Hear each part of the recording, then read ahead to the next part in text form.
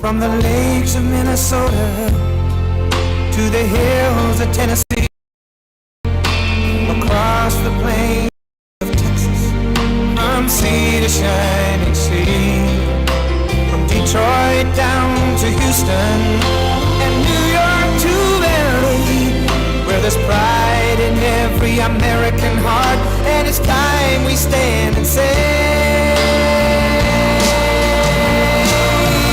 that I'm proud to be an American, where at least I know I'm free. And I won't forget the men who died, who gave that right to me. And I gladly stand up next to you and defend her still today, 'cause there ain't no doubt I love this land. God bless the USA.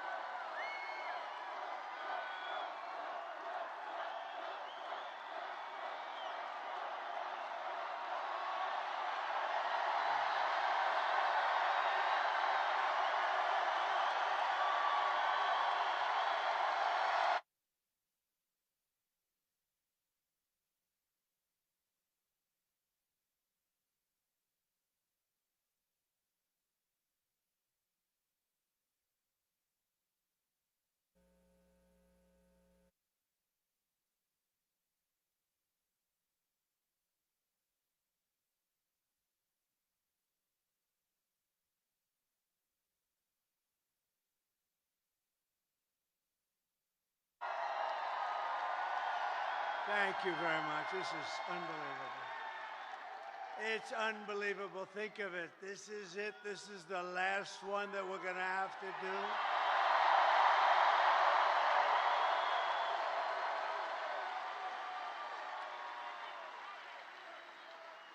And doing 4 of these in one day is a little difficult, but not really, because the love in every one of them has been incredible, just like this. So it makes it a lot easier. And I want to say a very special hello to Grand Rapids. It's been a special place. Remember, 2016, we were given a 3% chance. You remember, we came to Grand Rapids. I said, how the hell are we going to lose? It was just like this. And I said, how are we going to lose? We're not going to lose. And it was a 3% chance. And then we won a little place called Florida, and it went to about a 7% chance. And then it went to an 11%.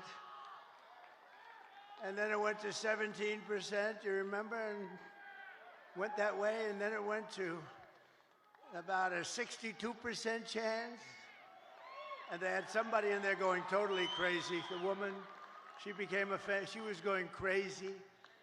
Not on our side, on the other side, she was going crazy. But we're in very good shape. I have to tell you, we're way up in terms of the vote. You know, the Republicans are never up like that.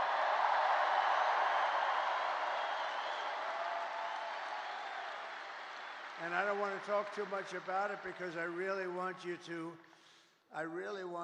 just assume that it's sort of even and you're going to turn out tomorrow and we're going to blow this thing away because, you know, we're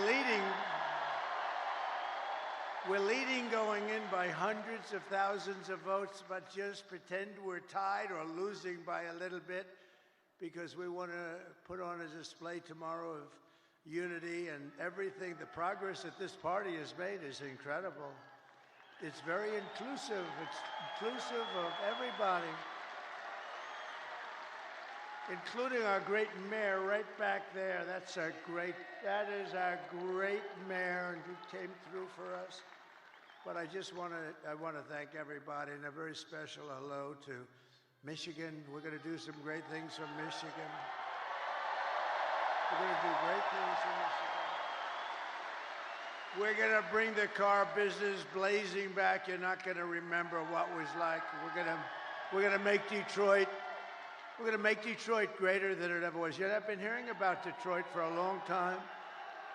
They've been talking about that miracle in Detroit. Well, I mean, look, we got to be honest. It hasn't happened, but it's going to happen now. It's going to happen, and at levels that you never dreamt possible. So for the auto workers who have been so incredible, you've been so incredible. You're going to be very happy with the things we're doing. We killed the plant, as you know, in Mexico. The biggest plant in the world was going to be built in Mexico, and I absolutely killed it. But I'd like to begin by asking a question. Are you better off now than you were 4 years ago? Because over the past 4 years, Americans have suffered one catastrophic failure, betrayal, and humiliation after another. Kamala has delivered soaring prices and true economic anguish at home, war and chaos abroad, and a nation-destroying invasion on our southern border, invasion of some of the greatest criminals in the world that are pouring into our country. And we're not going to take that. We're going to end that, like, immediately.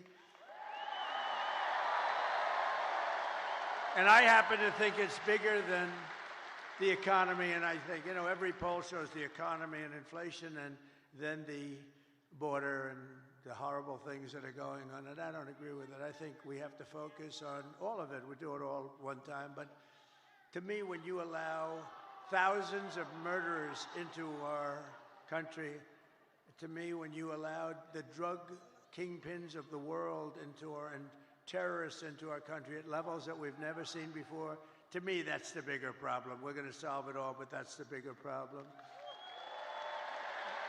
And we're going to have it taken care of very quickly. But my message to you and to all Americans tonight is very simple. We do not have to live this way. We don't have to live this way. We're not living good. 4 years, what did they do that was good? Can you name one thing? I said to a group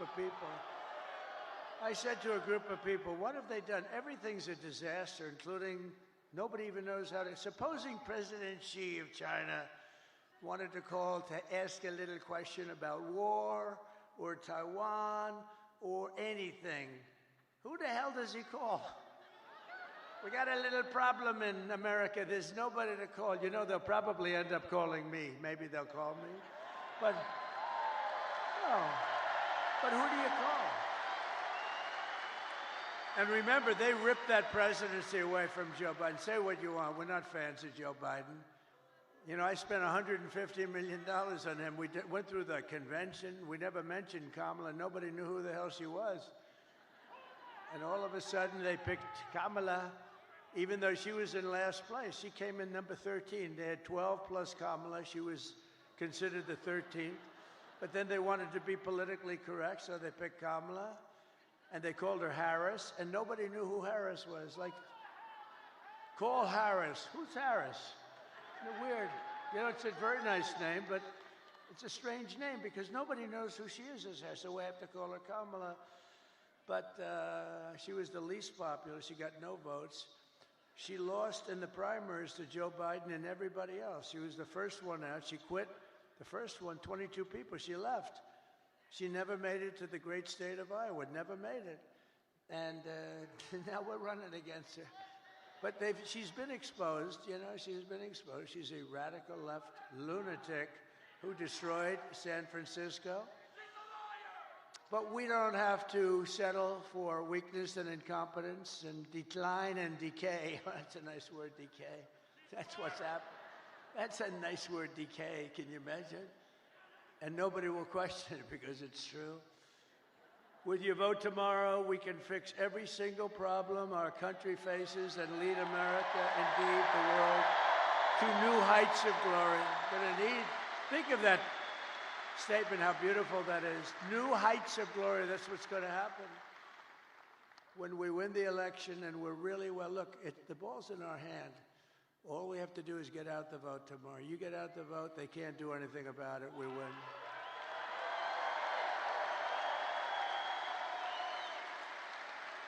One of their top people just got on television. I was coming in and they said, these are not looking good, these numbers for them. This is very troubling. At least he was honest. No, all we have to do, if we get out our people, it's over. There's nothing they can do about it. It's nice when you have that, right?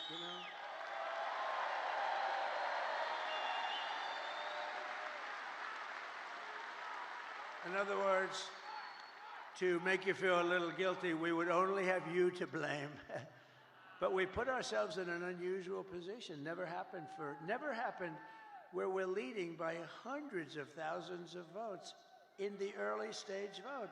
That's never happened before. We've always been losing by sometimes millions of votes, and you know, you keep catching them on Tuesday, but Tuesday comes along and you make it, or you don't quite make it, you're a little short, and then they cheat, and it makes it a little tougher.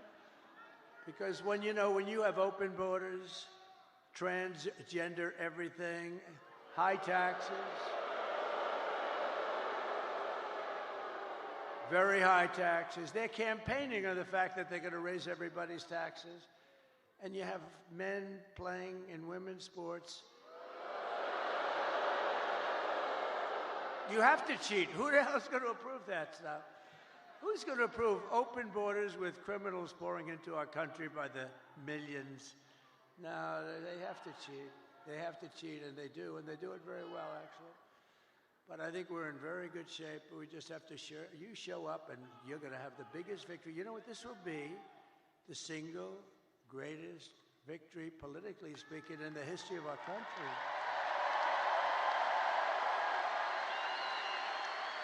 And when we win the election, only one day from now, do you know how that sounds? I started off saying, and when we win the election 4 years from now, that was terrible. That was so depressing. When we win the election 4 years from now. Then I said 3 years and 2 years and 1 year. Then I said 6 months, and I said, ooh, that's starting to get a little close. And then I said 5, 4, 3, 2, 1 month. And then about 3 weeks ago, when we win the election in 21 days, it just seemed very far away. And now I say when we win the election tomorrow. Can you believe it? Can you believe it? Wow.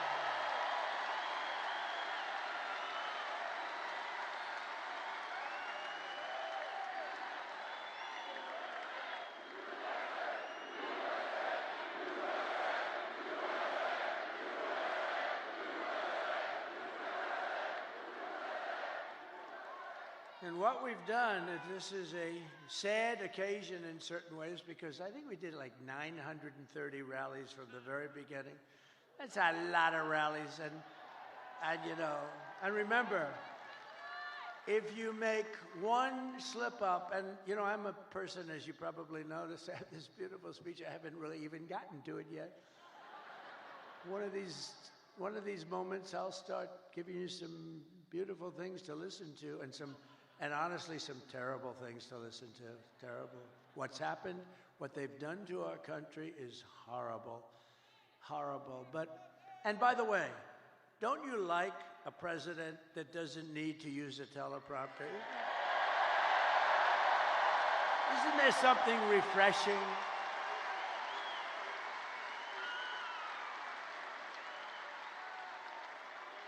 But I think I heard somebody say it's like 900, maybe a little more than 900 rallies. And, you know, rarely do they ever catch me making even a little mistake. I go through rally after rally, 10, 20, 30, and then I say the wrong. They say, he's cognitively impaired. No, we're not. I'll let you know when that time happens. It could happen, but hopefully it's not going to be for a long time. He pronounced a word. He slurred the word. And I hate to go back, you know. A lot of guys, they'll be talking and they'll make a mistake. Excuse me, let me go back. When you do that, it's over for a good speech. You can't do that. You just have to blaze through it and hope that they didn't hear the mistake. You know, when Winston Churchill, who was a great speaker, he was actually a stutterer, a tremendous stutterer, and he became one of the greatest orators. But when Winston Churchill made a mistake, he didn't go, excuse me, and go back. He just blazed through it. But if I do it, they say, he's cognitively impaired. There's something wrong with him. These people are sick. Those people, look at them. Ooh, that's a lot of people. That's a lot of people. But this has been an incredible journey. And it's very sad in a way because, you know, we've done all these. And this is the last one. But here's the good news. All we were doing is putting ourselves in a position to win, which we can do tomorrow very easily if we show up.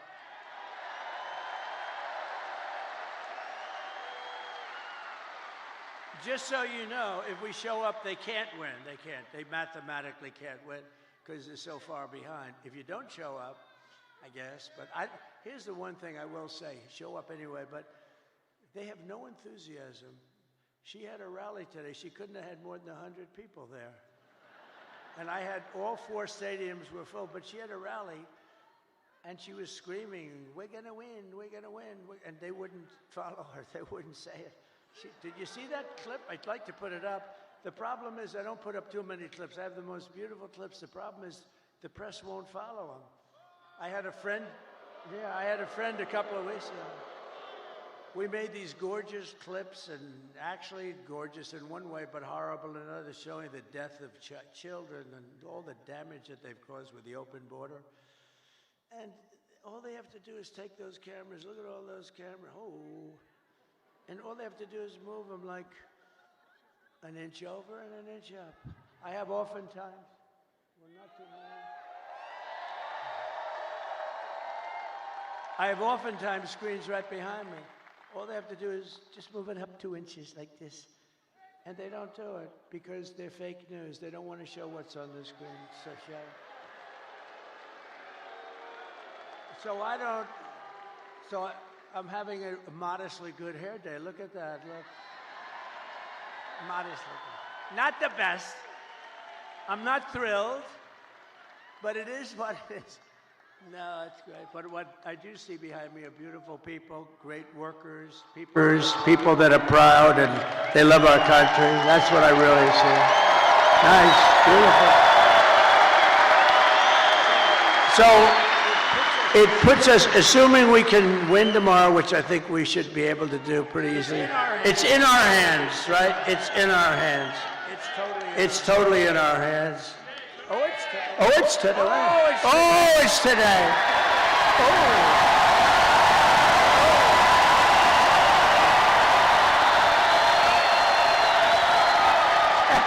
Thank you. That's today. Wow. Can you imagine a crowd like this at like 1 o'clock or some ridiculous time in the morning? On a Monday/Tuesday, right? Think of that. What a compliment. And it is, sir, she had nobody at these rallies. That's, you know, that's a poll. Look, Mr. Wall, look at Mr. Wall over there. This guy. It was always my ambition to buy a suit like that and wear it one time. Well, I came in a sanitation uniform last week, and that worked out pretty good. Because Joe Biden, in one of his crazy moments, said that we were all garbage. But they've shut him down. They took the election away. They walked in and they said, you're not running anymore. You're out. Can you believe? They stole the election from a president. They stole the, can you imagine that? They said, you're not, you know, they use the word coup. I think it's worse than a coup in a sense, because a coup, there's a little back and forth. They said, Joe, you're out. That crazy, horrible human being, Nancy Pelosi, who cheats like hell. She sold. She sold. You know what she said last night? She said, and there's another guy, the guy, how do you explain that guy? They say, well, we'll get ready to start impeaching him. Now, how bad are people like that? They're just trouble for our country. They're bad, sick people. They took 2 impeachments and they wasted all that time and money and energy when we should be focusing on making America great again. They're horrible people. I mean, Nancy Pelosi started with nothing. She's worth $200 million. You know, she had a big position in Visa, and she sold it. And the day after she sold it, the Justice Department announced that they were under this massive investigation. You're a stock guy, right? They're under a massive investigation. So I don't know what happened, but I don't imagine the stock went up. History would tell you the stock went down. Did it go down a lot? It went down a lot. So they have this big position. She sells her stock. Hours after she sells her stock, they announce that Visa is under massive investigation. The stock goes tumbling down. She's a crooked person. She's a bad person. Evil. She's an evil, sick, crazy, bad. Oh, no. It starts with a B, but I won't say it. I want to say it.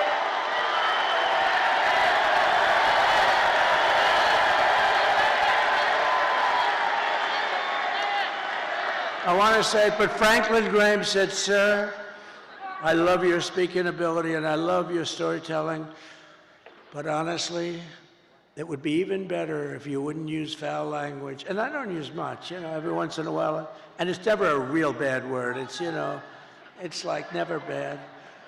And so I try to adhere, but he's wrong about one thing. It is a little better when you use the foul language because there's more emphasis. No, but these are bad people. These are bad. Adam Shifty Schiff. I call him pencil neck. He's got the smallest neck I've ever seen. He's got about a 4. And he's got the biggest head. So I don't know how the neck can hold the head. He's an unattractive guy, both inside and out. And this guy can end up being a senator, but don't worry, we've been beating him for 8 years. We've been beating these people. We've been beating them. They impeach me, we win. They send me down the Records Act, and we won in Florida. We win, but you know, we have to take a lot of time, a lot of money, which is what they want. A lot of time, a lot of money. This way we can stop the one guy we don't want to fight is Trump. We can stop him from getting the Republican nomination. And I got the Republican nomination in record time. Record time. And let's keep going, and maybe we can stop him from winning the presidency. But that's looking pretty good tomorrow, I'll tell you. They give us probably a 95. What do you think, a 95% or something like that? But don't believe it.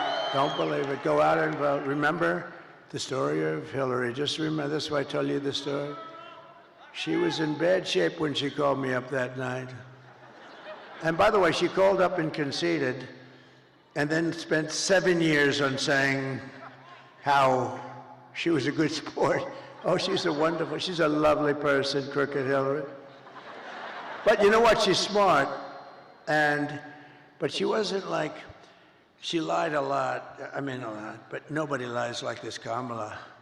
Kamala, he will not ever frack in Pennsylvania. My whole case is fracking, and he will open the borders immediately. No, no, no, I'm going to close the borders. However, if people want to come in, they can come in legally. They have to come in through a process. We need people.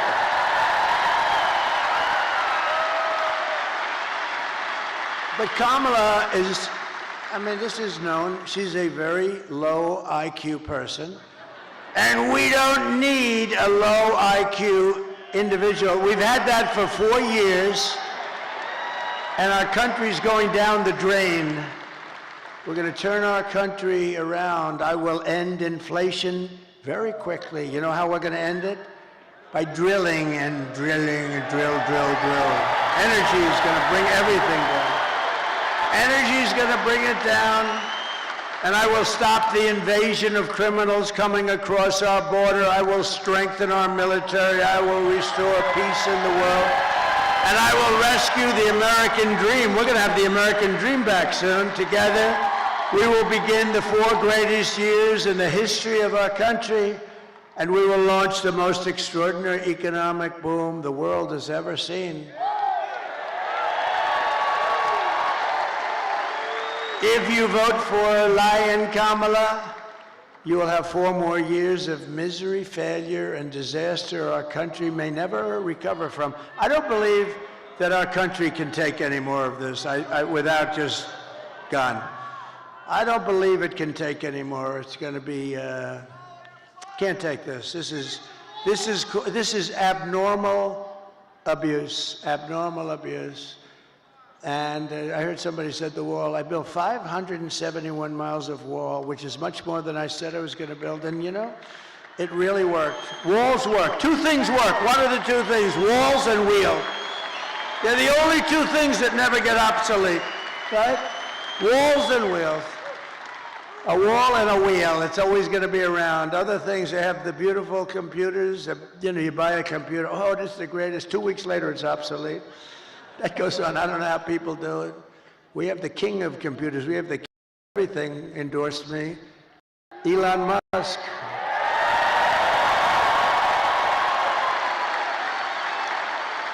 And he brought that rocket ship down 2 weeks ago. I never said 22 stories. It's like monster. You don't know, is it big or small? It's a monster. 22 stories. And you know that story. I've told it a couple of times. I love the story because I really, the best part is I'm talking to one of the most important guys in the world, and I say, wait a minute, could I just watch something? I see something on I have the television muted, right? I'm looking at this crazy rocket, and I saw it leaving a little while before, and it was all beautiful white. Now it's absolutely burned to a crisp. You know, it goes 10,000 miles an hour. The heat is at levels that nobody can experience. So it's a little, you know, rough. It's a little rough on the paint job. And it's coming in, and I'm watching, and I'm holding this very important person, one of the most important people. But you know, when you were the president, and now it's very possible, like maybe 95% that you're going to be the president again, they hold. No, they hold. So I say, do you mind holding for a minute? I have to see this. And I put the phone down. That guy was holding. He never got off the phone. I wish he would have hung up. I would have felt better. Because I picked up the phone later. I said, oh, wow. Hello? Hello? He goes, hello. Anyway, but it was so exciting. So I'm watching it. And this monstrous thing is going down, right? And it's coming down. It's, first of all, it's doing all sorts of flips up in the air. I would not want to be on that sucker. I don't care how good Elon is. I said, Elon, you wouldn't get me in that ship under any circumstances. But it's coming down. It's a little rough. And now all of a sudden it starts to slow down as it gets to the ground. Then it starts to move over. And then it gets a little bit out of control, it looks like. And the left part of the bottom is going to just rip that big gantry. That's this, you know, whatever the hell it is that holds it. And it's coming in. Oh, and I didn't know it was Elon's. I just assumed, you know, he loves this stuff. He's in a class. But it's coming in and it's going to rip the gantry. I say, oh, this is bad. This is going to be bad. I close my eyes. All of a sudden, wow, you have this massive flame coming out of the left-hand side of the bottom. It was this big jet engine. It pushes it away, and it's coming down, and then it settles into a plate, and then those arms grab it like you grab your baby, just like you grab your little baby. And it hugged it and just put it down, and there it was. There it was.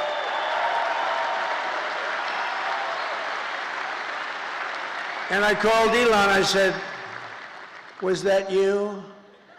He said, yes. And he said, and by the way, he said this, and by the way, this is something I'd never said because I didn't even think of it before when I told this story. He said, and by the way, I'm heading up to Pennsylvania to campaign for you. That was 2 weeks ago. He's still there. Can you believe it? Because he considers the election more important than rockets, more important than anything. He helped us out a lot in North Carolina and parts of Georgia where they desperately needed the Starlink. I had no idea what Starlink. They called me up. They called me up in Georgia. Elon's incredible. He has Starlink. He's got everything has to do with stars and stuff. Very complex stuff. No, he's amazing. But, sir, I know that you know Elon Musk because I read your endorsement. You know, he says the most important endorsement he'll ever make. It was such a nice thing, and he said he wants to help. And I didn't know he was going to help to this extent. He went up. He won the big case today, too. He won the case. Huh? Because I don't know, he did something that I don't know what he was doing, but he did something with lotteries, and you know, he's in a different, he's amazing. He's going to do lotteries and this and that and make your life fun, and he's having a good time. You know, he usually is in a lab, and he's happy there. All of a sudden, he's escaped the lab, and now he's out, and the public adores him. He's a great guy. The public absolutely adores him.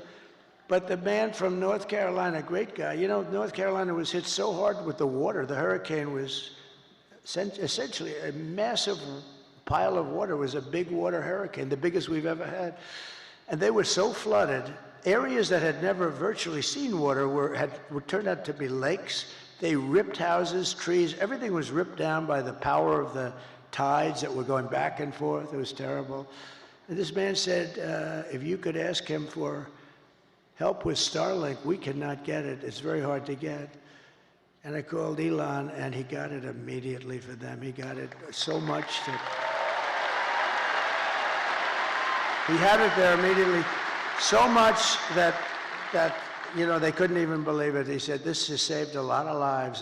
They had no communication in North Carolina, which, by the way, we're leading. In fact, somebody said, they picked up stakes. There's no more ads. There's no more anything. That's usually a good sign. That's usually a sign that they're not going to win. But one of the reasons they're not going to win is because FEMA did such a bad job. So FEMA, you know, we had a great FEMA. We did good. But they spent most of their money, as you know, on illegal migrants coming in. They spent so much money that they didn't have the money to take care of the people from North Carolina. But we will be there on January 20th, because on January 20th, that's when you assume it. But they pulled up stakes. Historically, when you pull up stakes and stop advertising and leave, historically you're in pretty good shape in this state. Is that correct politically? Because I haven't done this as long as some of the as well and as long as, well, I think I've done it better, actually, because I ended up being president, so I probably, but some of our great politicians have done this for a lot longer than me. So let me ask you, all of these senators, and when you pull up stakes and leave, historically, Doug Burgum was so incredible. He really is, isn't he? Is he a class act? His wife is much better. She blows him away, right? Catherine is much better. But, Doug, when you pull up stakes and you stop advertising, doesn't that generally mean that it's over, right? It's over. Doug is cautious. He doesn't want to, he thinks it's a trick question. No, it means it's over. And I think it's over in a lot of places. I think we're going to see some incredible stuff tomorrow, but it won't matter. It won't matter as long as you go out and vote. Nothing's going to matter because it's in our, you know the expression, the ball is in their hands, the ball is in our hands. They can't do a thing about it. And now you're going to go out there later today.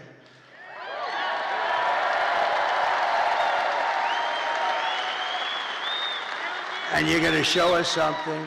And vote for me, and I will deliver rising wages, soaring incomes, and a colossal surge of jobs. We're going to use things.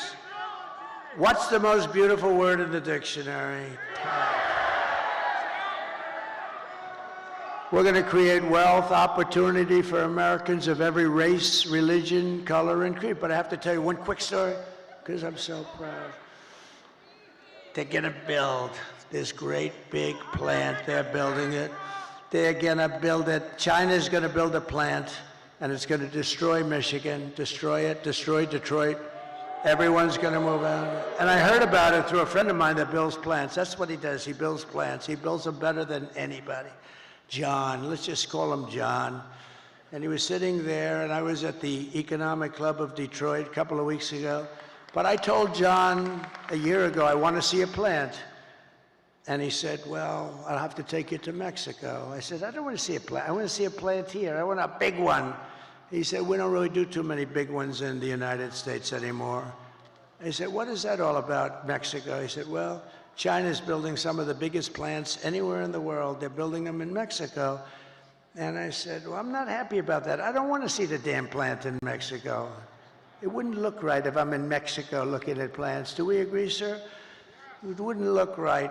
And so he said, all right, look, I say, forget it. Then I thought about it, and I was making the speech in Detroit, and I said, a couple of weeks before, I said, if they want to build a plant in Mexico owned by China so that they can save all of the costs associated with bringing their cars and all of the things, I'm going to put 100% tariff on every single car coming out of that plant.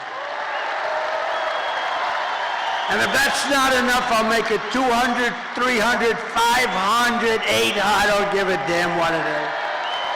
And they're not going to have one car made in that plant that ever crosses that border, which is right next to them. Anyway, so I see John in the audience, and I gave them that notice a little before, and it was public. And I see him, and I send my people. I say, after I speak, make sure he comes. So I see John. I say, John, how's that big monster plant that's going to rip apart our country, but it's going to hurt South Carolina, Tennessee, and all the other places that do a lot of cars. It's going to hurt everybody. It's going to hurt the country. How is that plant doing? He said, sir, they've given it up because they think you're going to win, and they think you're going to tariff them, and they think they're going to lose their show. And sir, they've given up that plant. It's not going to be built anymore. So I saved Michigan, and I saved Detroit, and we're going to let them build that plant. But you know where we want them to build it? Right here we want them to build it, and then they won't have any tariffs to pay. They won't have any tariffs, and they're going to use you to operate that big sucker, and they can build it as big as they want with no tariffs. I said, let them know we'd love to have their investment. They're going to build it right here in Detroit, or at a minimum, they're going to build it someplace in the United States, and they won't have any problem. So that's a So I saved Detroit and Michigan a lot. That alone, and I did that without even being president. How about that? They said he's going to win. They told John, we think Trump is going to win, and he's not going to let us make anything, and he's going to do things that we don't know. This guy is crazy. Because, you know, I charged China hundreds of billions of dollars in taxes and tariffs. They paid us, not one other president. And you know, we're going to get along great with China. We're going to get along good. I want to get along with them. President Xi was great until COVID came. Then I wasn't so thrilled with him. But we did a great job in that. You know, we went back. Nobody knew what the hell it was. We did a great job. We get credit on our military. No wars. We did no wars. I had no wars. Remember when crooked Hillary Clinton? Remember when Crooked Hillary was screaming during a debate, he's going to charge wars, he's going to have wars, he's going to prosecute wars all over the place. Look at him, he's a very volatile person. I'm actually not. I'm a very calm person. She's the one that's volatile. But he's a very volatile person. He'll start. No, I stopped the wars with my being volatile.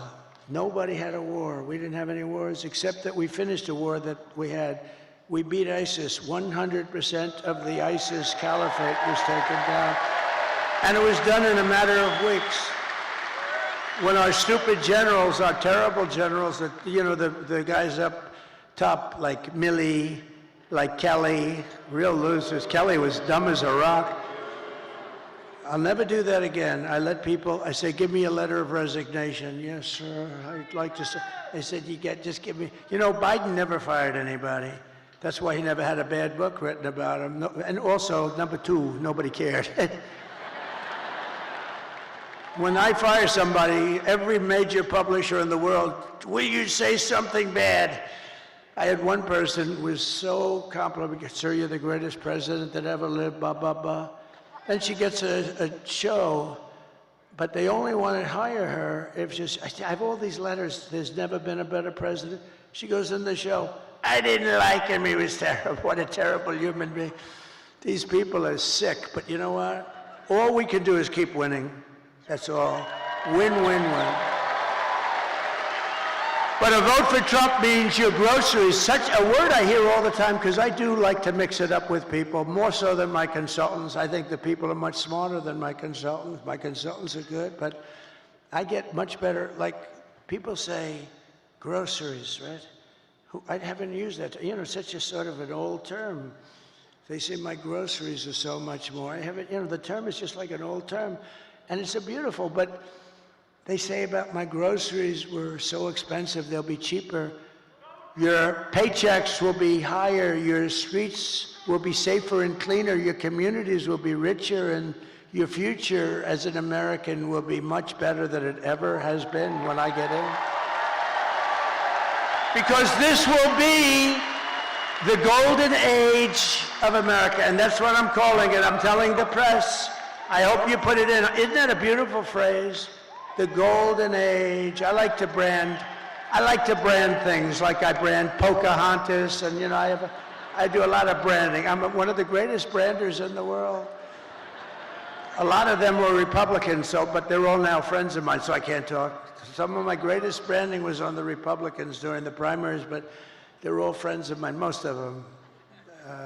Some of them, yeah, most of them are. Most of them are, but I don't talk about that. Once the battle is over, I take those words, I put them away permanently in some cases. On occasion, I'll bring them back out. But just a few months ago, in a beautiful field in Pennsylvania, an assassin tried to stop our great movement, greatest movement in history. But that brush with death did not stop us by any means. It only made us more determined to finish the job that we had only just started.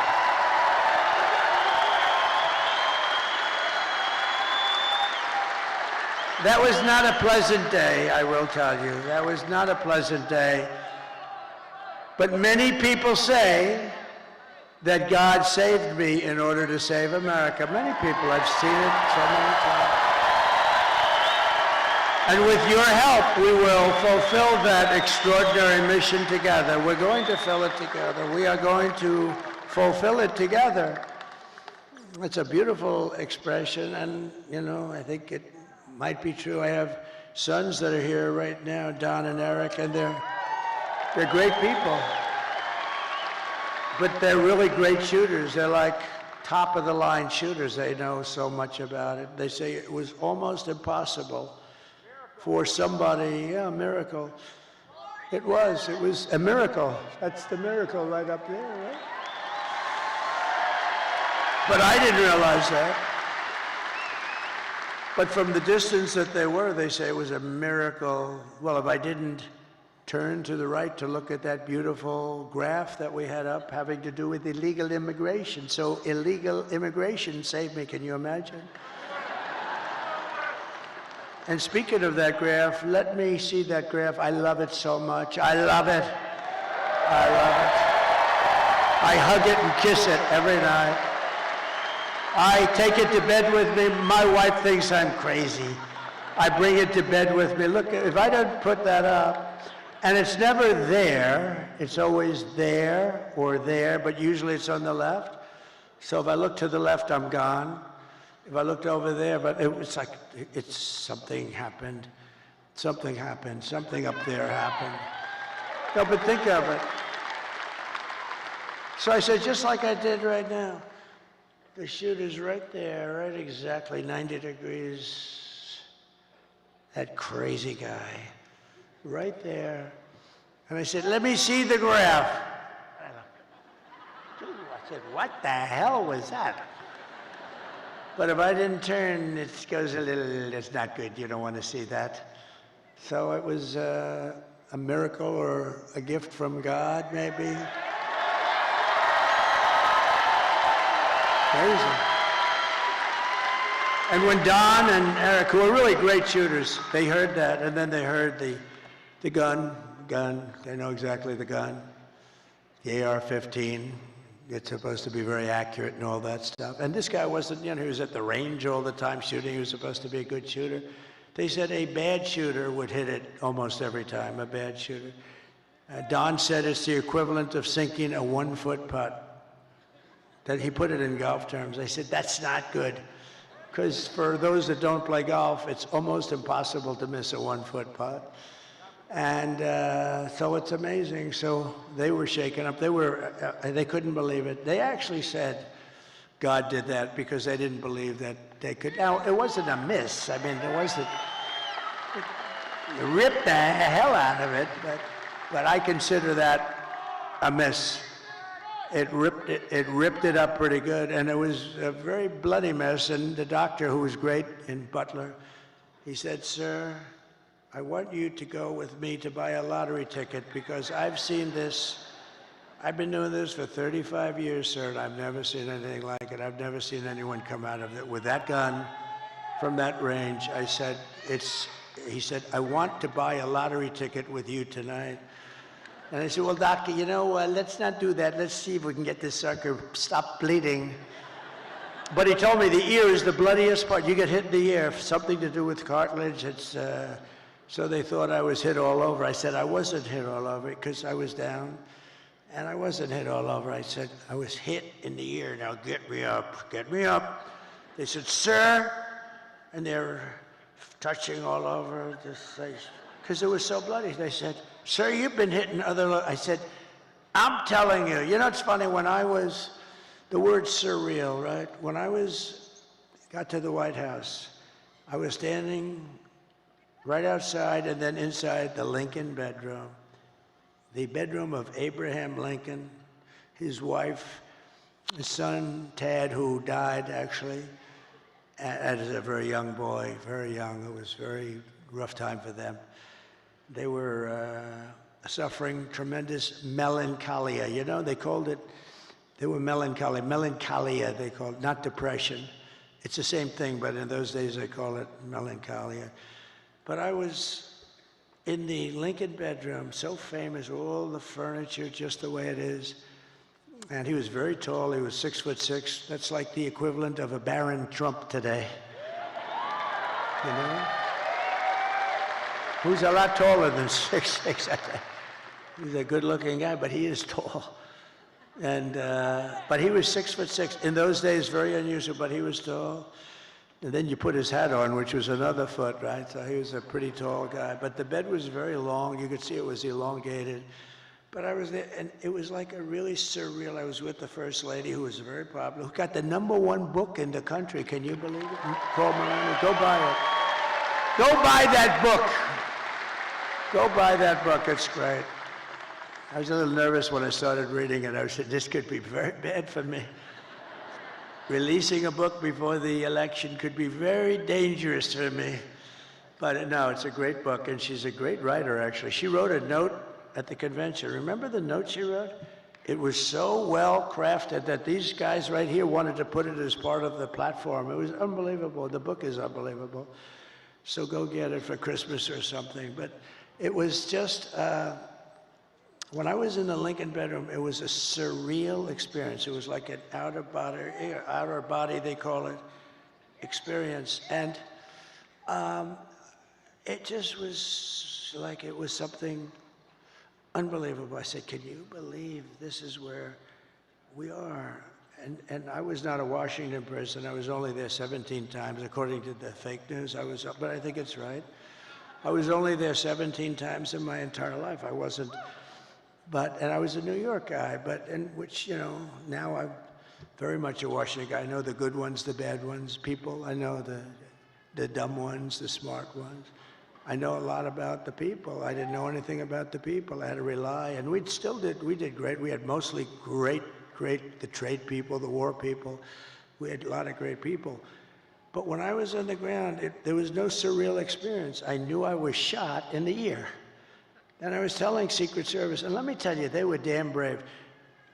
I went down fast because, I looked, there was blood all over my hand. I said, this is not the normal situation. It's either the largest mosquito in history or I got hit by a bullet. And I followed my hand down, and I think people were also shouting, get down, I think it was. But I went down, and I'm telling you, I had, I guess, 7 Secret Service agents follow me. They were very brave. I'm telling you, those bullets were flying over our head. And, you can't forget that. Can't forget that. Those bullets, and I heard those bullets going. I said to somebody, how fast were they going? They gave me some mathematical number. I said, no, I want to know in miles per hour. And I think it was 3,200 miles per hour. Think of that. A car, you're going fast at 70 or 80. These are 3,000 something. And those suckers were going over my head. There were 8 of them. Total, it was a total of 8 shots fired. And then it was a shot by a Secret Service sniper. Amazing, 1 bullet he used. But I think we also had help from one of the police snipers. He hit the stock of the gun or something, and we appreciate that very much. But it was amazing. But when I was down there, I was totally aware. I said, no, get me up, because I was speaking in front of a massive, you couldn't even see the end of it. Now, when we had the celebration honoring Corey, the firefighter, great guy, when we had that celebration, we had 101,000 people. And that's when I really got to see that's where I really got to see the real Musk, because I invited him up. And he's always like in a lab.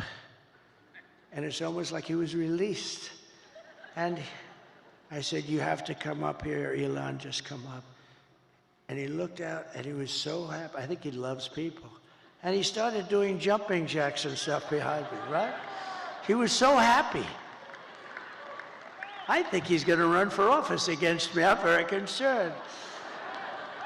No, he's great. It was great. But he was so happy, and it was a great celebration. But when I was down, there was no feeling like I had in the White House. I totally was aware of everything.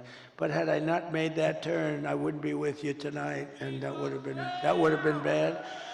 And I hope that's right. I hope that God did put me here to really save this country. Because this country's in big, big trouble. This country's in big trouble. I hope so. To every person and every citizen across this land, I am asking for the honor of your vote. I don't want your money.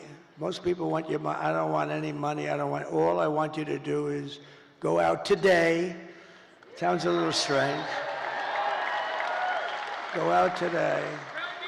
Meaning go out in a few hours, okay? This guy's complicated because it sounds so much better when you say tomorrow, when it's night, but that's okay. I want to be exactly accurate for them.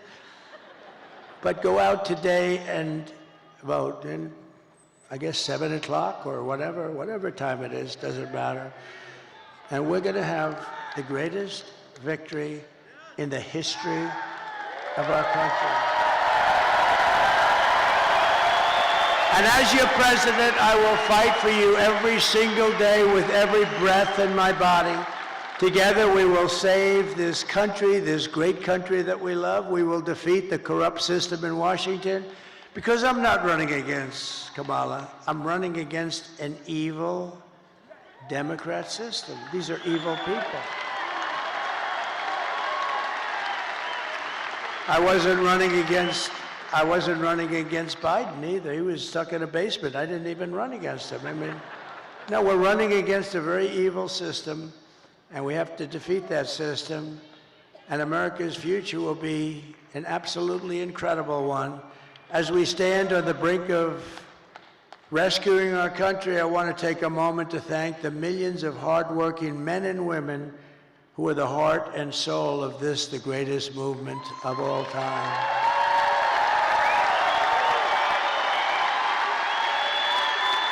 Because it's you much more so than me, frankly. You're incredible people. You built this country, and you're going to save this country, but you're incredible people. You're really incredible people. And as I said in the very beginning, this isn't my campaign. This is your campaign. This is a great campaign that's now it's 9 years, and we've been fighting side by side every step of the way. We've been together. That's why it's not even hard. People say to me, like very successful people, how do you stand up and talk in front of these people? And it's sort of easy because they're love. It's love in these rooms. I just left Pittsburgh, Pennsylvania, fly up here, and the love was the same. It's such love, and it's not hard to do. It's, it's much harder to do when you have people screaming at you. But there's love in this room. I think there's love in the whole country. I think it's a much bigger movement than we even understand. I think we're going to end up getting numbers that are far greater than we would expect. But you've given your time, your money, and your whole heart for this cause, and your support means more than anything you can even understand. It's amazing. I love you all. You're very special. This is my last rally. Can you believe it? The rallies, these big, beautiful rallies, there's never been anything like it, and there never will be anything like it. And it just happened. It caught on, and I think it caught on because our country's in trouble, and I happened to be a messenger that was able to tell you what you knew, because most people understand it. Most people with common sense, we're the party of common sense, they understand it. But this is all you need to know. I mean, Joe and Kamala broke it, and I will fix it. I'll fix it fast. And America will be bigger and better and bolder and richer and safer and stronger than ever before. It's going to be all of those things. The presidency requires strength, courage, and grit. And in a little while, you have to stand up and tell Kamala that you've had enough. You can't take it anymore. You're destroying our country. You were a terrible vice president. You destroyed San Francisco. She destroyed San Francisco. And she worked, when she was Attorney General of California, she worked along with a lot of her friends out there, like Gavin Newsom, the governor, one of the worst governors in history, and destroyed the state. I mean, more people moved out than moved in last year, first time ever. That's never happened before. You're going to say, Kamala, you're horrible at your job. You don't know what you're doing. You're a low IQ individual. We want smart people. We want cunning people. We're dealing with the smartest people in the world. We don't want you negotiating nuclear deals because you don't know what the word nuclear means. Kamala, you're fired. Get the hell out of here.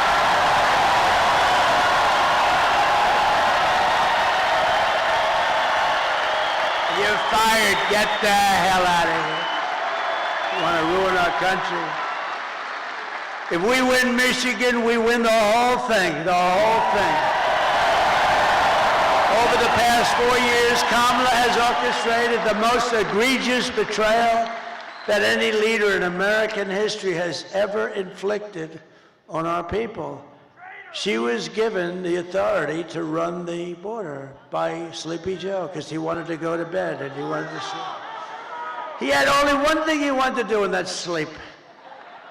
So he made her the border czar. Now she's trying to deny it. By the way, the Border Patrol 2 weeks ago gave us the strongest endorsement you've ever heard. They said he's the greatest president in history and the best president on the border by a factor of 10. And I said to them, does that mean I'm better than Abraham Lincoln and George? What? Yes, sir, you're better than both of them.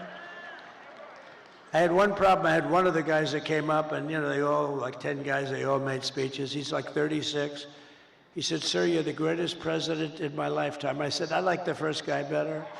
I like Lincoln and Washington better than 36 years, right? But he meant well. But you know what? in terms of the border, what we did, we built all that wall. We built an extra 200 miles. They could have flipped it up in 3 weeks. You know that. It was all built. They sold it for scrap metal for 5 cents on the dollar, so much. And that's when I realized they actually want open borders. She has violated her oath, eradicated our sovereign border, and unleashed an army of gangs and criminal migrants from prisons and jails, insane asylums and mental institutions. And these people are all coming into our country. Are you okay down there? Is somebody hurt? Oh, is somebody hurt? Oh, I saw you looking on the floor. I thought somebody was hurt. Oh, okay. We don't want our people to be hurt, right? We don't want that.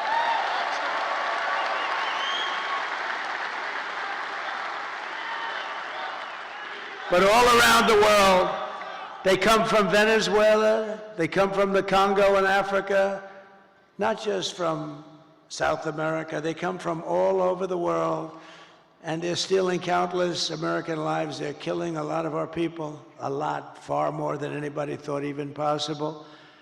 The day I take the oath of office, the migrant invasion ends and the restoration of our country begins. It begins immediately. The United States is now an occupied country. Who would have believed somebody that's running for president and perhaps will be president in less than 24 hours or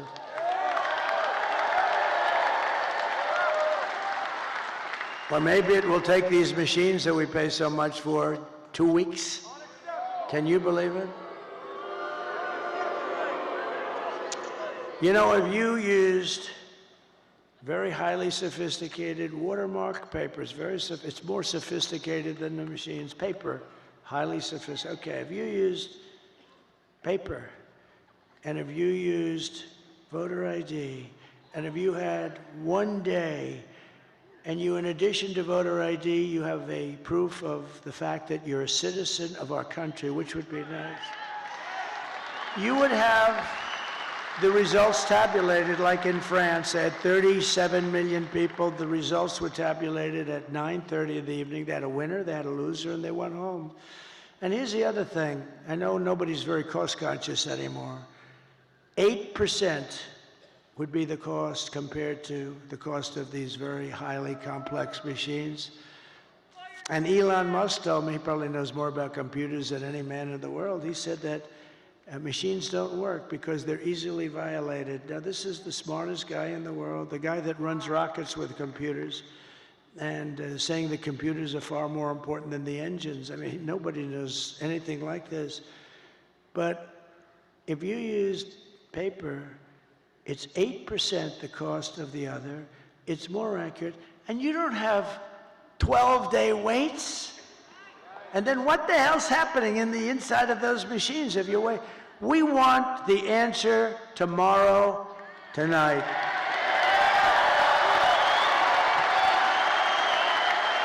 We want the answer tonight.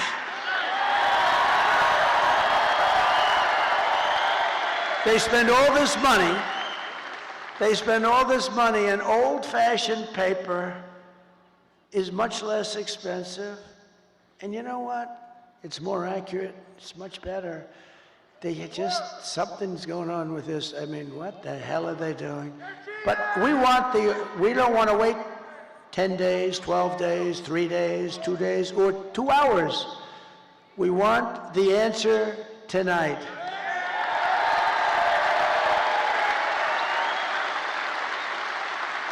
So we live in an occupied country, and I will tell you, we will be an occupied country no longer. This will take these young guys, these have military type equipment, highest grade, highest level, supreme military equipment. Where the hell did they get this stuff?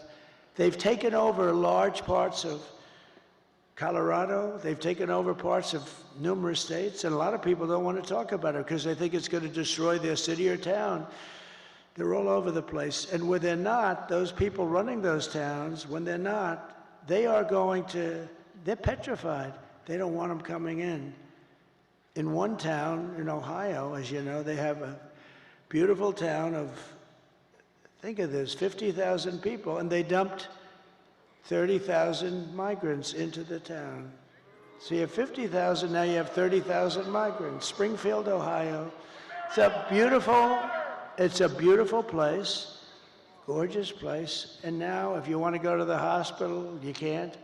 If you want to get a checkup, you can't. If you want to find a doctor, you can't. If you want to get your kid into school, you can't. It's a whole different world. It can't be, we can't allow this to happen. They're destroying our country.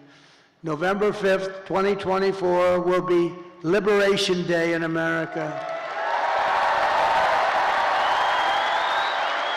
On day one, I will launch the largest deportation program of criminals in American history.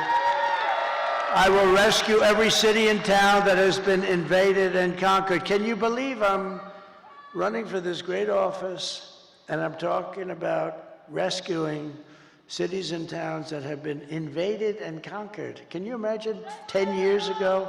Can you imagine 10 years ago using language like that? Or saying, we will not allow men to play in women's sport. You know, if you go back just 10 years and you move yourself forward and you heard a politician saying, we will not allow men to play in women's sports, they'll think, is this guy crazy? Of course they're not going to pay. To expedite removals of Tren de Aragua and other savage gangs like MS-13. Tren de is from Venezuela prison system, and they are rough. I will invoke the Alien Enemies Act of 1798 to target and dismantle every migrant criminal network operating on American soil. And if they come back into our country, it's an automatic 10 years in jail with no possibility of parole, because we don't want them back. And I'm hereby calling for the death penalty for any migrant that kills an American citizen or a law enforcement officer.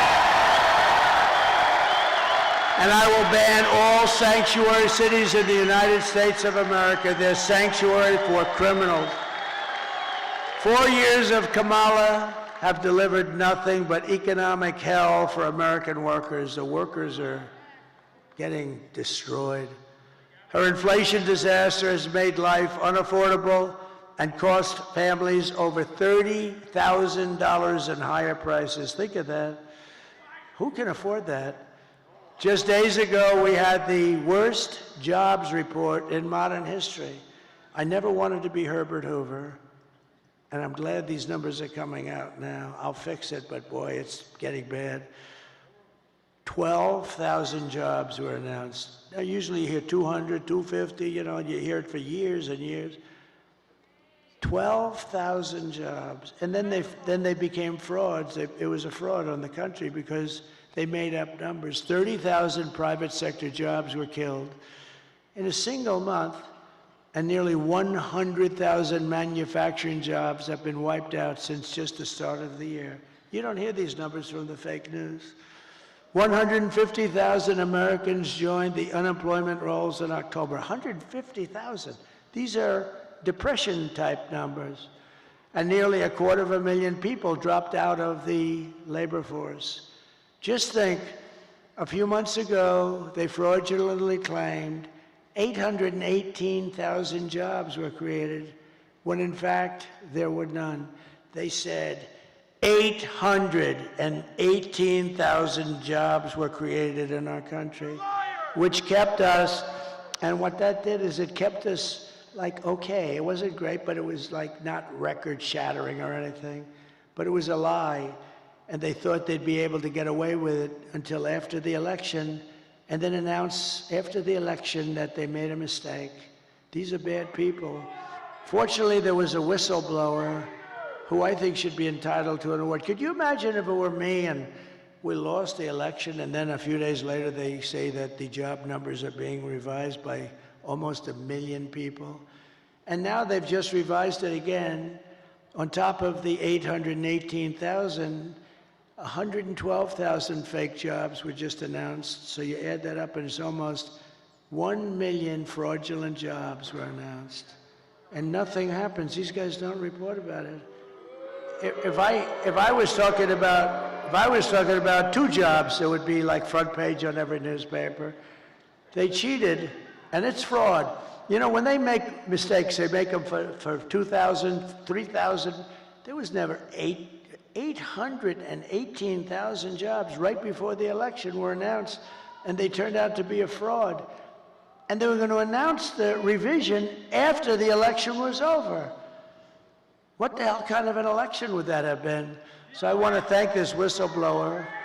Meanwhile, 100% of the net jobs created in the last year have gone to migrants. Think of that, 100%.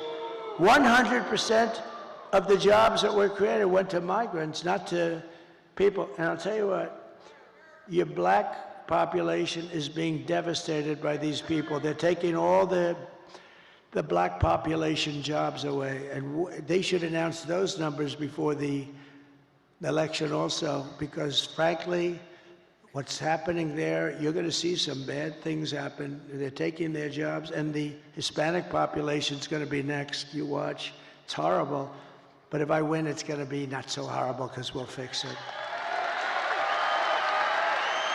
These are depression-type numbers, and that's where we're heading if she's elected. And if she's elected, we're talking about a 1929-style depression. Under my leadership, we are quickly going to turn this economic nightmare into an economic miracle. We're going to make it a miracle. We will make America wealthy again, and we will make America affordable again.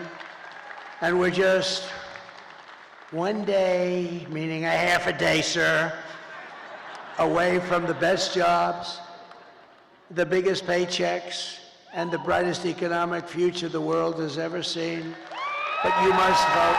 Gotta vote. You gotta vote. Kamala's plan will impose the largest tax hike in American history. I've never heard anybody campaign. I've done this stuff for a long time, but I've been involved for a very long time supporting candidates. And candidates are always saying, we will reduce your taxes, efficiency, all this stuff. They're running on the fact that they're going to raise taxes substantially. I've never heard that. This is the craziest campaign I've ever seen. We will raise your taxes. Vote for us. Mondale, he says Mondale. I think you're right. We're going to raise your taxes. But they're going to do that on the typical family, American family. They're raising the taxes more than $3,000 a year. My plan will massively cut taxes for workers and small businesses, that we will have no tax on tips, no tax on overtime, and no tax for our great seniors on Social Security benefits.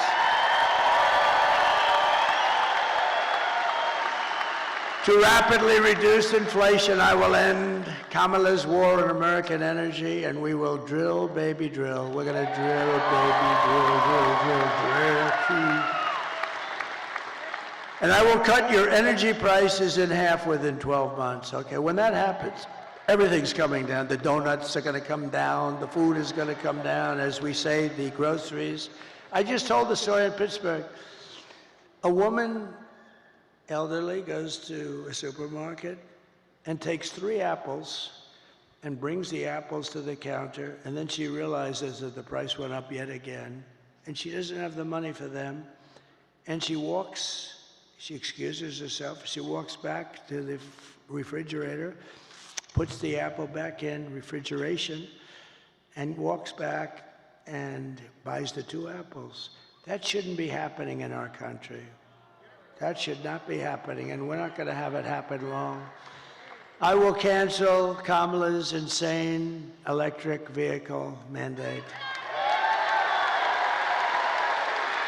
And I will make interest on car loans fully tax deductible. So how about that? Nobody, people, the most brilliant people, is that Scott Bessent over there? Where's Scott? Scott, stand up. He said he's one of the most brilliant people on Wall Street. Do you agree, Scott, that you're one of the most brilliant people on Wall Street? Because everybody else says it. He's too shy to say it, but he's a genius. You know what his theory is? The stock market is the only sign of life, and it's only going up because everyone thinks Trump is going to win the election. And others too. I'm seeing it a lot. I think they're following your lead. But I appreciate that confidence. It's very nice. He's a brilliant guy. But so they call up and they say, brilliant guys are calling me up. And they say, where'd you come up? On a car loan, we're going to give people, we want to develop the car business in this country. In a car loan, we're going to give people the right to deduct interest, but only if the car is made in the USA. What the hell do I care if a car is going to be made in? If a car is going to be made in Japan or China or someplace else, what the hell? I don't care if they buy it. I want them to buy cars. So think of that, what that's going to do for Michigan. So if a car is made in Michigan, you get a big deduction. That's going to be somebody. So I started just with the deduction. Then I thought to myself, you know, why should I give them a deduction to buy a car that's made in China or Japan or South Korea? Well, I don't, you know, look, I mean, they're wonderful people. Everyone's wonderful, but I want them to be built here. So then I came in with that little extra tip, and it says, but you only get the deduction if the car is made in America. Isn't that like cool? And hopefully right here in Detroit and Michigan would be great. We're thrilled to be joined by your next senator, Mike Rogers. Mike, thank you very much. Thank you. You're doing great. This guy is doing great.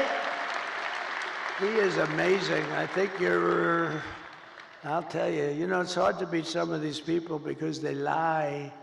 I heard she's another one. She's going around saying she's very close to Trump. She agrees with Donald Trump on the tariffs and the wall and the this, but she never agreed until about 2 weeks ago when she was losing, right? No, she's doing, but I have about 6 of them. They're doing that. They're doing that against Bernie Moreno. They got a guy running against him, Sherrod Brown. I love President Trump very much. He's great. You know, I'm leading in Ohio by like almost 20 points or something. So all of a sudden they love me. They all love me. And the day after the election, he'll be calling for my impeachment.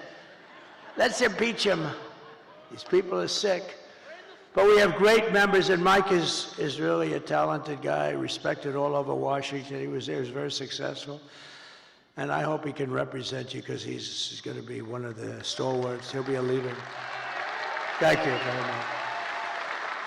And also members of Congress, John Joyce, Bill Heisinger, Tim Walberg, John Molinaire. I saw you guys, very good speech you guys made. Boy, you really were rocking them, huh? You guys, very different styles, but tremendous talents and really good. Thank you very much. You really are tremendous. You have a great bunch here. I don't say that with all states. Some states I'm not so thrilled, but that's okay. And governors, Sarah Huckabee Sanders. Where's Sarah? She's so good. She is so great, right? Proud of her. I saw her father the other day. I served on a panel with him. And I said, you know, Mike, I think you're great. He endorsed me when I was running. He gave me a 4-page endorsement. And I think the endorsement was put out before I finished my speech. And I said, you know, you're great. He said, well, I appreciate that, but my daughter is far greater. How about that? Is that nice? My daughter is greater, he said. And he's not a man without an ego, I will tell you, right, Sarah? But he said, my daughter is greater. That's beautiful. That's a beautiful thing that he said. He's an incredible guy. And Doug Burgum, who's become one of the real stars of the party. And Catherine, stand up. I first noticed Doug by looking at Catherine. She was riding a horse in an ad. I said, who the hell is that? But I don't look anymore. No, beauty doesn't mean a damn thing to me anymore. It doesn't mean anything, but I did notice there was a woman, and to the left there was a man riding, but I didn't notice him so much. But it was this couple, and you know the ad I'm talking about. It was beautiful. It's like the most beautiful. He looked like the Marlboro Man. Whatever happened to him? But what a combination. And he's become one of the most successful governors. What he's done with the fracking and with the oil and gas and everything has become something special. He's done a great job. Thank you both very much for being here. Appreciate it. And former Congresswoman and Democrat candidate for president who did very well. I watched her for a long time. She's a woman of incredible intelligence, but maybe more than anything else, unbelievable common sense and very, very special. She just joined the Republican Party, by the way. She was an independent for years. Tulsi Gabbard. Tulsi, thank you.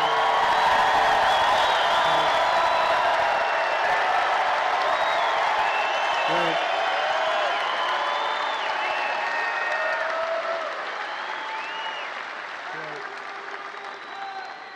And a man who's very special with a great talent. He was the ambassador to Germany. And I'll never forget when I took him out, the happiest person in the world was Angela Merkel. When Rick Grinnell was taken out, this was the best day in Angela's life. He was not your typical ambassador. He was somebody who would say, this is no good what's happening. And actually it was a love-hate. They really loved him, but they said he's a smart one. He was wise to what they were doing. Rick Grinnell, where's Rick? Thank you. Thank you, Rick. And a woman who ran a very good race. It was a hard race because, you know, she believes in things and she believes in them very strongly. And I say you always have to stick with your beliefs. It's very tough. I told her it's very tough.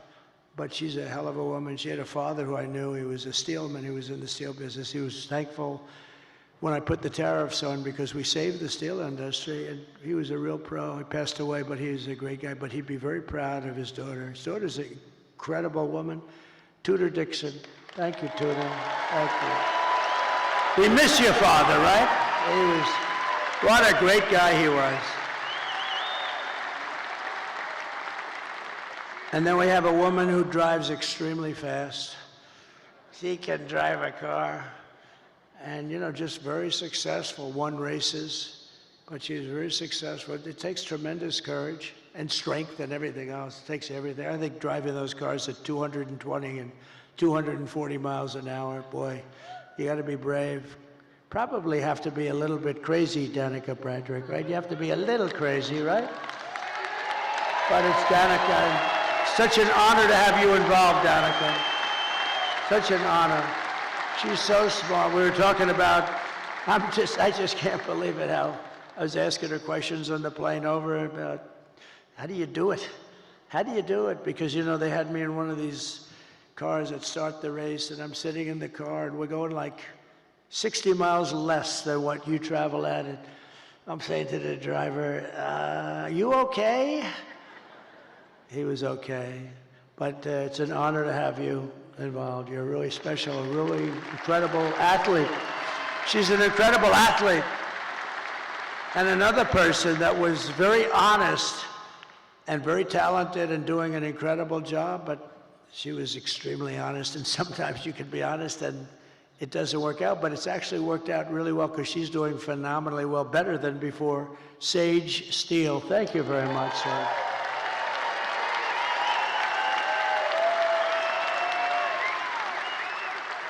And Michigan Republican Party Chairman Pete Hoekstra. Now, I told Pete, I've known Pete for a long time. He was very, very successful at everything he did, and he was an ambassador. He was one of the best. And I said, Pete, you got to come in and run the party. You got to do it for me.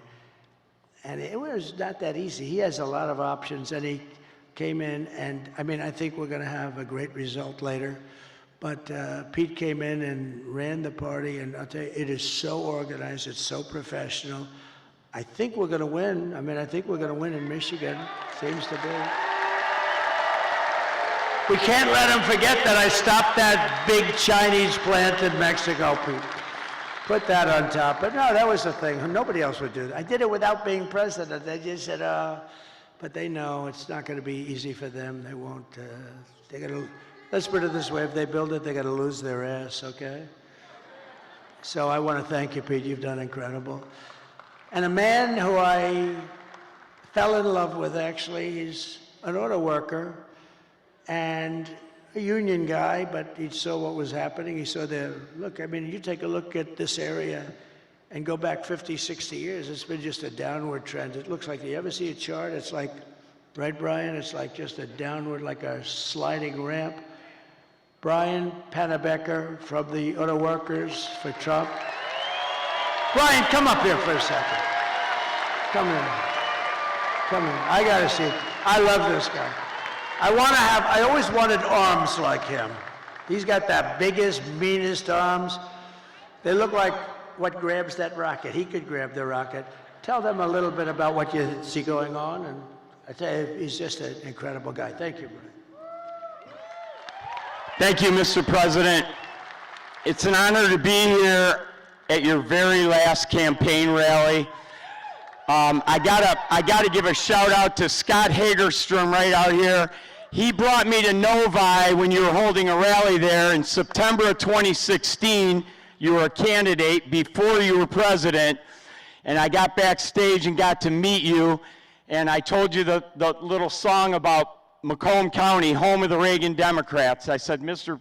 Trump, if you come to Macomb County and ask for the Reagan Democrats' support, which is basically the UAW members, and I got a few of them here with me tonight. I said, if you come to Macomb County and ask for the Reagan Democrats' support and you get it, you might win Macomb County big enough to carry the whole state of Michigan.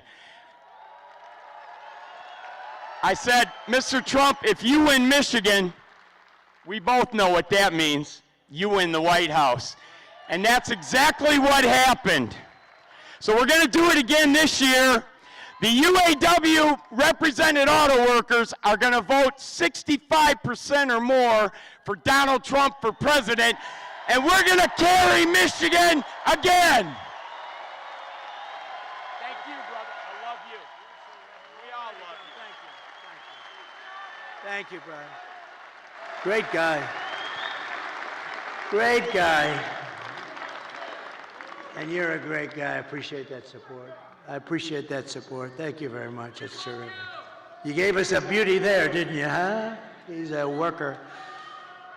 Michigan Senate Republican leader, Eric Nesbitt. Eric, thank you very much. Great job. You're doing beautifully. And Michigan House Republican leader, Matt Hall. Tremendous guy. The great Steve Witkoff, great businessman, the most generous person I know. He gives a lot of money. Every time there's a hurricane, he wants to give money, and he's just great. And Howard Lutnick, he's working along with my children and Linda McMahon, who's fantastic, and they're working on transition. But I said, don't worry about transition. Let's win this thing first. Okay, we'll work on transition. But he's one of the most respected people on Wall Street, rebuilt his firm after it was taken out of the World Trade Center by that horror show act.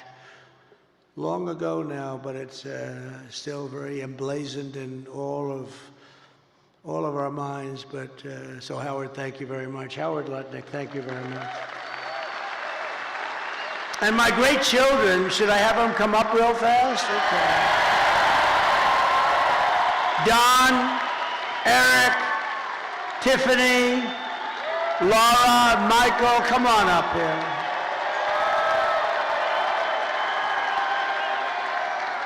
And we have Ivanka at home, sitting home, watching every second of it. And we have Barron, my beautiful boy, Barron. Barron, he knows more about computers than anybody. I closed up his computer. He said, Dad, I'll take it 2 minutes to figure that out. And all of a sudden, the damn thing opened up. I said, Barrett, you got to turn it off. Okay, watch. Beep, beep. I turn it off. It's no way. I put a separate code in. He's operating his computer. He's operating it 2 minutes later. So this group here, they are so committed. They didn't have to do this. I guess we all didn't have to do it, but we have to because they want to see our country be so great and so strong and so respected again. When people they're laughing at our leaders. We have a guy can't walk, he can't find the stairways. Look, there's about 6 of them up. He finishes his speech, he can't find the stairways.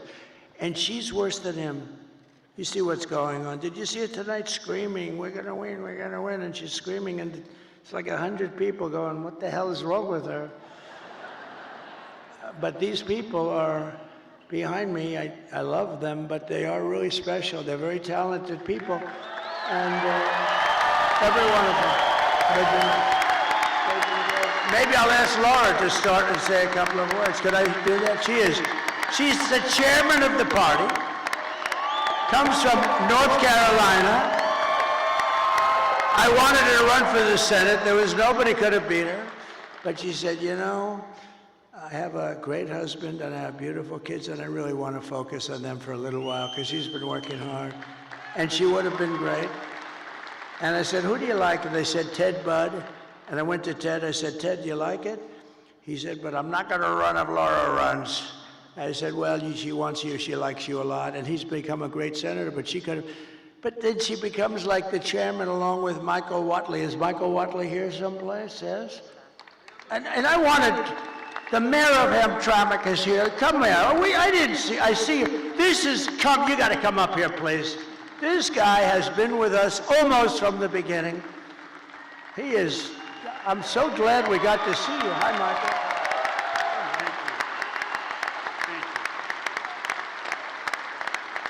Come here. He has been an unbelievable unifier. This is one of the greatest men in your state, and I want to just thank you. Come here, say a couple of words. Thank you so much. Well, good morning. It's another day. I spoke earlier before you came, and I told the crowd that tomorrow, or today actually, is going to be a historic day, and we shall celebrate a historic victory today.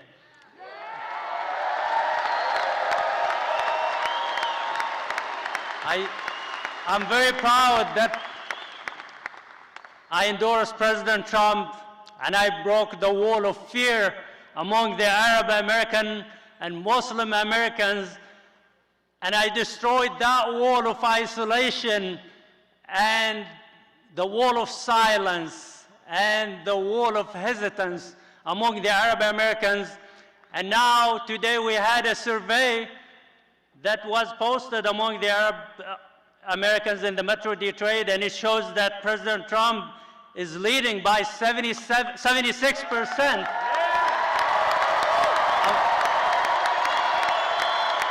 And Harris earlier had 3%, and the rest was for others. So we are in a mission to end that disconnect between the minorities and the Republican Party and to make it the party of inclusion. And we are in a mission, which is the priority for us today, to send President Trump back to the White House. So like I said earlier, he has done everything possible to gain your support. He told me last Friday that it was 62 days of hard work with no break and no rest, and today it's 65 days with no rest. So he has used everything possible to gain your support. Hard work, seriousness, comedy, sarcasm, everything. So how is he a threat to our democracy, as the fake news keep saying, and the other party? So I ask you and I urge you to go out and vote tomorrow and I think we have a big chance. I'm very optimistic that we will make history and we will win and make America great again. Thank you so much.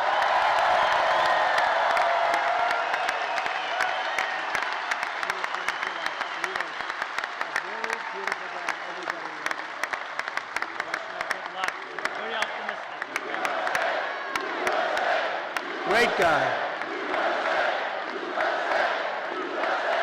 He's a great man, and I'll tell you, you have hundreds of thousands of people that follow, and that could be a very big difference. The Democrats are not happy about this. This was supposed to be their vote, and they're not at all happy.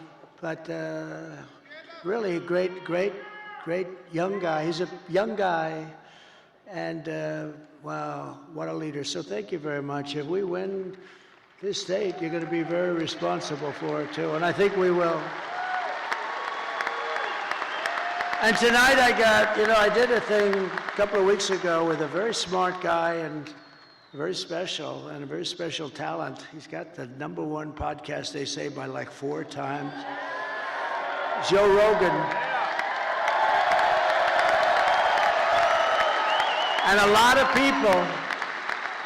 people thought they loved that. It was 3 hours. Oh, it was so terrible because I did it.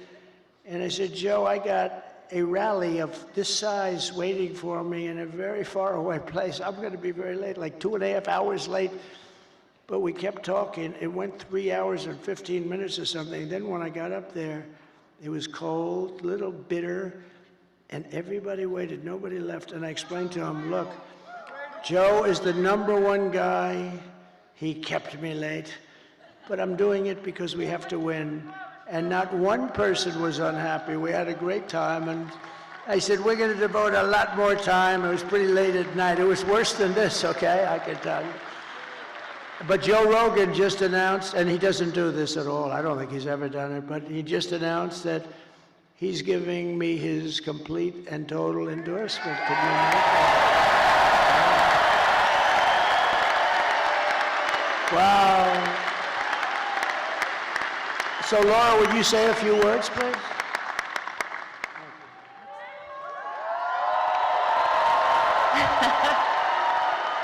Are we ready to turn Michigan red today? Today is the day that we send a loud and clear message to the mainstream media, to the establishment, to Hollywood, to the swamp, that it is not them. It is we, the people, who get to choose our president. And we're choosing Donald J. Trump. I just want to say thank you. This is a very special night for our family. This has been almost a decade of doing this, and it has been my honor to be a part of this family, to be out speaking on behalf of a man who I love, not just because he's my father-in-law, but because he is going to save this country and going to save the world. Thank you, guys. God bless you. Get everybody out to vote. Thank you, Michigan.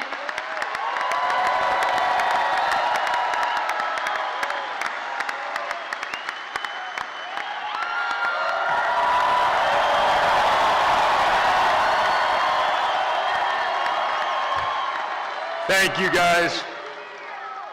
Today, when you wake up with not very much sleep, you gotta get to the polls. You gotta bring your friends and your families and your loved ones, and we have to make it too big to rig. Guys, it's simple. It's a unique election. You've lived under both candidates. People like to pretend like it's not the Harris-Biden regime that has destroyed your American dream, our country, our economy, the entire world, and Western civilization. Well, you guys, starting right now, it's on you to reclaim what is yours, your country. It would be an honor for me, for you guys to show the same amount of resolve that this man showed on July 13th when he took a bullet to the face and came back defiant. You guys take that attitude to the polls, to your text messages to your friends. If you've early voted, drive everyone you know to the polls. That resolve is what kept us at peace. That resolve is what made trade deals. That resolve is going to save America, and it's going to put America first again, once and for all. So guys, now it's up to you. You make our country proud like he makes us proud each and every day. Let's get it done, America. Let's get it done, Michigan. Let's go.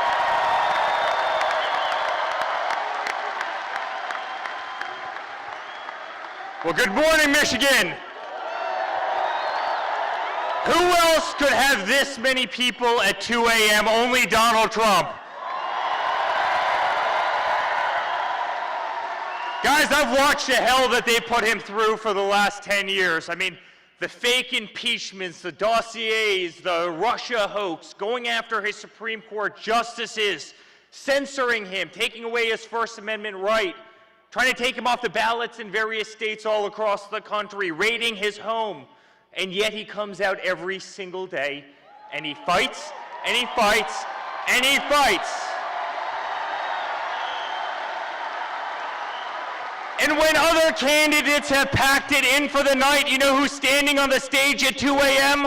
It's Donald Trump.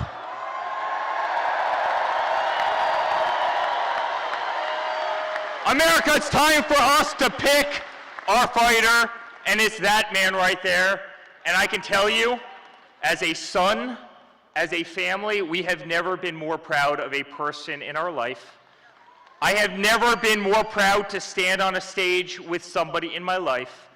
He's the most remarkable man I know, and I promise you I will be on the stage till the end of earth with you because I truly believe in you. And I believe what you're doing for this country and what you're doing for our children, and you are going to save democracy in the United States, and you're going to keep peace in the world. And I love you, and we're proud of you, and let's make America great again. Thank you, Michigan.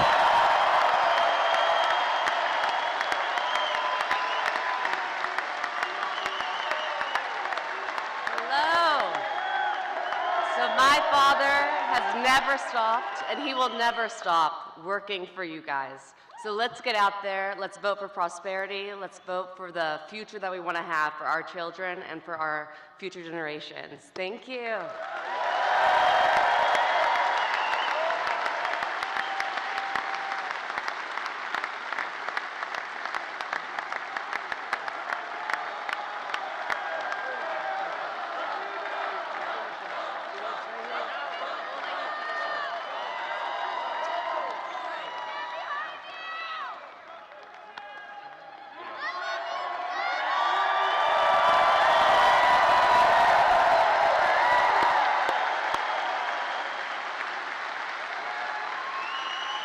Thank you very much.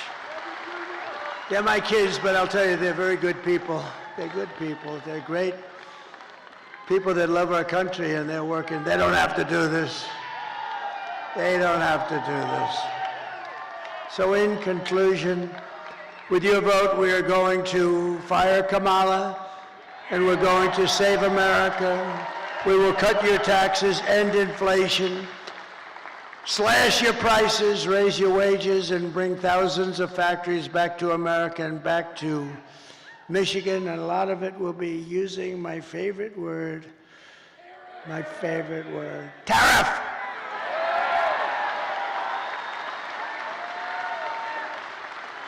And one of the things I'm going to do, I'll give you this as a little insight. I just announced it in Pittsburgh. I didn't think it's become a very big story already, so.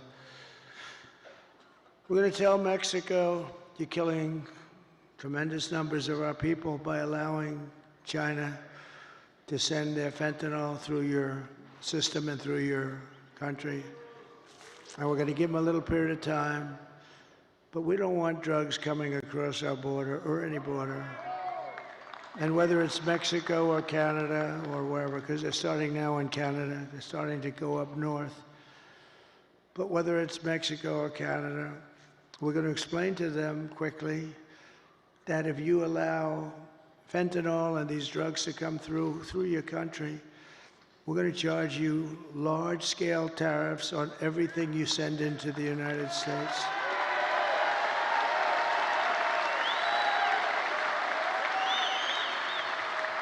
And they're making a lot of money in the United States. They couldn't exist without us. So we're going to do that. And we're going to tell China that if you continue to send fentanyl to Mexico or any place else that comes into our country, we're going to charge you a 25% tariff on everything you sell into the United States of America. We're not going to we can't let them, and you've never heard that from anybody but me, and I've had it in my mind for a long time, but I didn't want to tell these guys about it because they'd only screw it up like they do everything else. But I say it now because now we have the election coming up in a matter of hours. And we're not going to let them destroy our country. Most of our crime, probably 60% of our crime is caused by drugs. People that are taking drugs, they cause tremendous amounts of crime. If we didn't have that, you'd see crime rates plummet. But you know, the sad thing is that crime is plummeting all over the world because they're sending their criminals, they're sending their gang members, they're sending their drug dealers, they're sending their mental patients from all of these institutions. They're sending them into our country, and then they're opening up. Oh, we're sending them back. Don't worry about it. They're opening up their prisons and they're dumping their prisons, all their prison population, Venezuela. They're way down. Their crime rate went way down because they're taking all of their criminals and terrorists and all of the people that are causing all the problems. And then on top of it, they're emptying their jails out into the United States through this very stupid person's open border. I don't know what they're thinking about. But maybe they hate our country, or maybe they want to get people registered to vote. Who the hell knows? But we're not going to allow it. It's going to stop immediately, day one. We're going to build American. We're going to buy American, and we will hire American. I will end the war in Ukraine. Would have never started if I were president. You know, we got more votes. We did great in 2016. We did better in 2020. We got more votes in 2020 than any president by millions, any president in the history of our country. And because of that, I said, I'll sit back and I'll watch, and if they do a bad job, I didn't need this every time, but if they do a bad job, I'm going to run because of how well we did. And if they do a good job, I would actually prefer that they did a great job. If they did a great job, I would say that's a great thing. But I mean, he's the worst president in the history of our country. She's the worst vice president, and she got no votes. You know, they like to say to me, that's not the democratic way to go. You know, it's just a terrible thing. It's just a terrible thing. That's what's going on in this country. But so I sat back and I watched and I saw all the horrible things that were happening, and you know what they are. And maybe the worst was what they've done with inflation, but I actually think the worst is what they've done with their border, because they're destroying our country. We're going to turn it around. We're going to change it really fast. We're going to have the greatest country we've ever had. I will stop the chaos in the Middle East. It would have never happened again. Israel would have never been attacked on October 7th. And I will prevent World War III from happening. I know all the players. And it's a very good chance that it will indeed happen. We will crush violent crime and give our police the support, protection, resources, and respect that they so dearly deserve. We will strengthen and modernize our military. They gave so much of it away to Afghanistan. It's so crazy. I rebuilt our military. We will build a missile defense shield around our country, all made in the USA and much of it made right here. And Ronald Reagan wanted to do it many years ago, and he really was right, other than we did not have the technology. I'm glad we didn't do it, but now we can shoot a needle out of the air. We can shoot a little pin out of the air. It's incredible technology, our technology. We will rebuild our cities, including our capital in Washington, D.C., which is in terrible shape, with graffitis on the beautiful, incredible marble columns, and painting the lions and burning the American flag. What they did a month ago was terrible. But we're going to make our cities safe and clean and beautiful again. We'll work with Democrat governors and mayors. We'll probably have to, and that's okay. We will teach our children to love our country, to honor our history, and to always respect our great American flag. We will get critical race theory and transgender insanity the hell out of our schools. And we will keep men out of women's sports. I will defend religious liberty, I will restore free speech, and I will defend the right to keep and bear arms, our Second Amendment. And after years of building up foreign nations, defending foreign borders, and protecting foreign lands, we will finally be going to build up our borders, build up our country, and build up and protect our citizens. It's time. It's called America First. We're going to put America first. We put America last. They put America last. We put America first. And it doesn't mean we're into isolation. We're not. We're going to help the world, but we have to straighten ourselves out, or we won't be able to help anything. And we will stop illegal immigration once and for all. We will not be invaded. We will not be occupied. We will not be overrun. We will not be conquered. We will be a free and proud nation once again, and that will take place rapidly.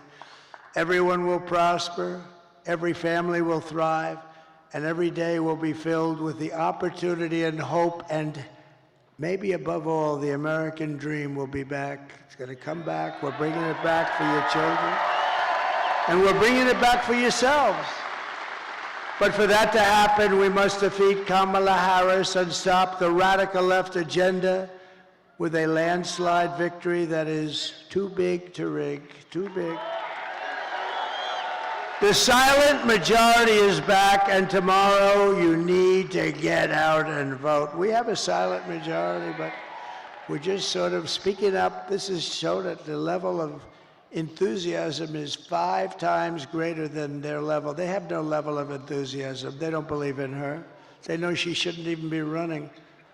They are, as they say, a threat to democracy. What they've done is a threat to democracy. They stole the presidency away from a very angry man. I watched him last night. He's a very angry man. I'm convinced that he likes me more than he likes Kamala. I'm convinced. For the past 9 years, we have been fighting against the most sinister and corrupt forces on earth. With your vote in this election, you can show them once and for all that this nation does not belong to them. This nation belongs to you. It was the hard-working patriots like you who built this country, and tomorrow it is the hard-working patriots, meaning today, like you, who are going to save our country. After all we've been through, and we've been through a lot together. We've gone through these rallies. Almost everybody is here. I have people that have been to more than 300 rallies. They're here tonight. They were at the one this morning, the one tonight. They actually missed 2 of them. I can't even believe it. But these are incredible people and incredible patriots. But we stand on the verge of the 4 greatest years in American history. With your help, we will restore America's promise, and we will take back the nation that we love. We love this nation. We are one people, one family, and one glorious nation under God. We will never give in. We will never give up. We will never back down, and we will never, ever surrender. Together, we will fight, fight, fight, and we will win, win, win.